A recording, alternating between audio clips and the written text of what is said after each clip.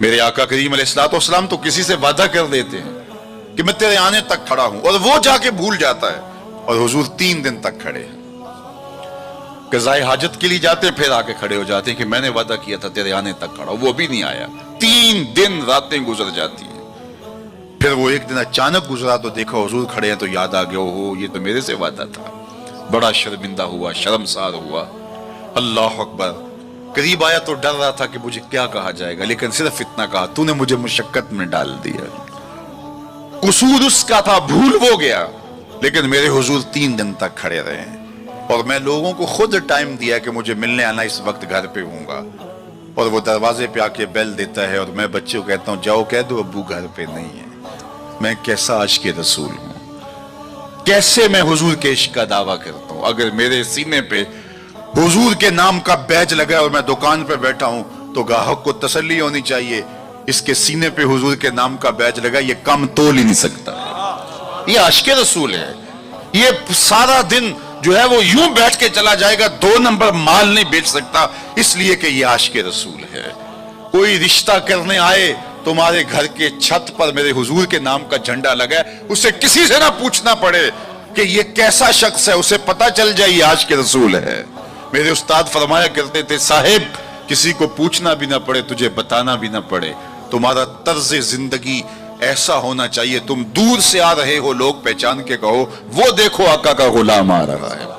ہمارا طرز زندگی اتنا خوبصورت ہو، ہمارا انداز حیات اتنا خوبصورت ہو، جو بنا میں مصطفیٰ خانم درود، از خجالت آب می گردد وجود، عشق می گوید کے محکوم غیر، سینہ تو از بتا مانند دیر، آنداری از محمد رنگ و بو، بر زبان از درود خود میالہ نامے ہو۔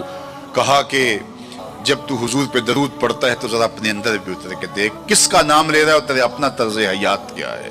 یاری لا تو پاک نبی سنگ، اے پر پوری یاری، پھر درود قبول ہے تیرا لکھ نہ لو ایک واری۔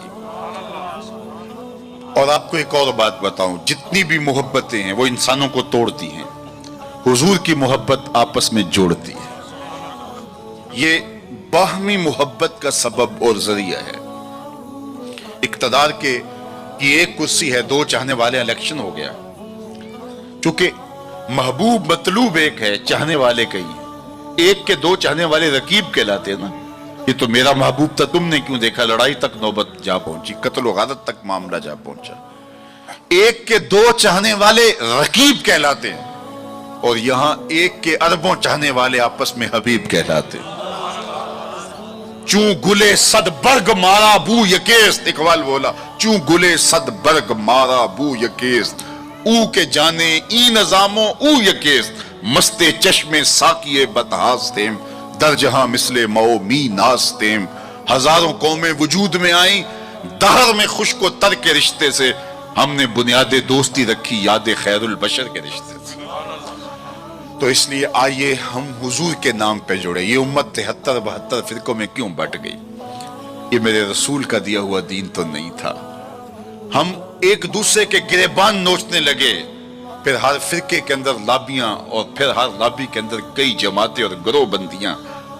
حضور نے تو ہمیں وحدت کا درس دیا تھا، حضور نے ہمیں محبت کا سبق پڑھایا تھا۔ میں آج بھی پوری دنیا پہ یہ کہتا ہوں، آؤ محبت رسول پہ آ جاؤ، محبت رسول پہ آ جاؤ گے تو فرقے خود بخود دم توڑتے چلے جائیں گے۔ یہ ہماری محبت ناقص ہے کہ ہم آپس میں الجھ رہے ہیں۔ اگر محبت کامل ہو تو پھر ایک ایسی برادری بنتی ہے جس میں صہیب روم سے آتے ہیں، سلمان فارس سے آتے ہیں، بلال حبشے سے آتے ہیں، صدیق اکبر مکے سے ہیں، سعد مدینے سے ہیں، لیکن آپس میں اخوت پیدا ہوتی ہے۔ یہ بھائی چارے کی بنیاد اور ضمانت ہے۔ تو چوں گلے صد برگ مارا بو یکیست، او کے جانے ای نظاموں او یکیست۔ میرے استاد ایک شعر جھوم کے پڑھا کرتے تھے، اور آج میں وہ آپ کی نظر کر رہا ہوں، آپ کے ذوق کی تسکین کے لیے، کہ محمد کی وساطت سے محبت تیری میری ہے۔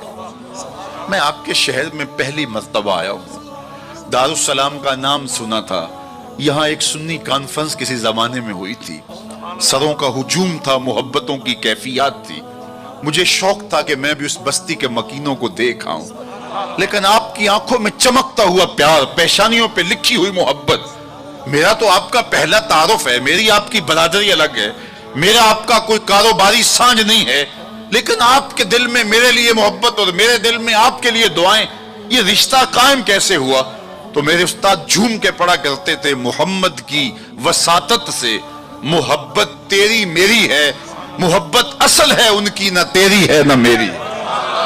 تو یہ وہ بنیاد ہے محبت کی۔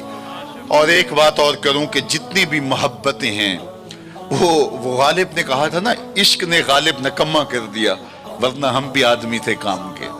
ایک وہ عشق بھی ہے جو اچھے بھلے انسان کا بیڑا غرق کر کے رکھ دیتا ہے اور وہ منہ چھپاتا پھرتا ہے۔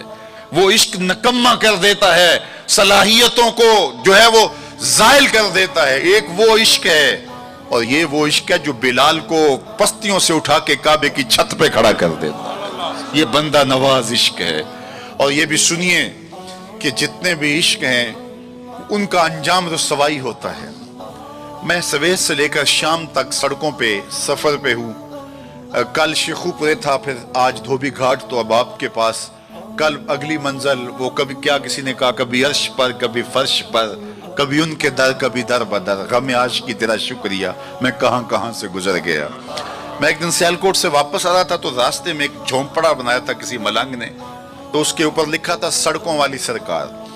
تو میں نے اپنے ساتھی سے کہا کہ یہ تو کنارے والی سرکار ہے، سڑکوں والی سرکار تو ہم ہیں کہ سویر سے لے کر شام تک سڑکوں پہ ہی رہتے ہیں۔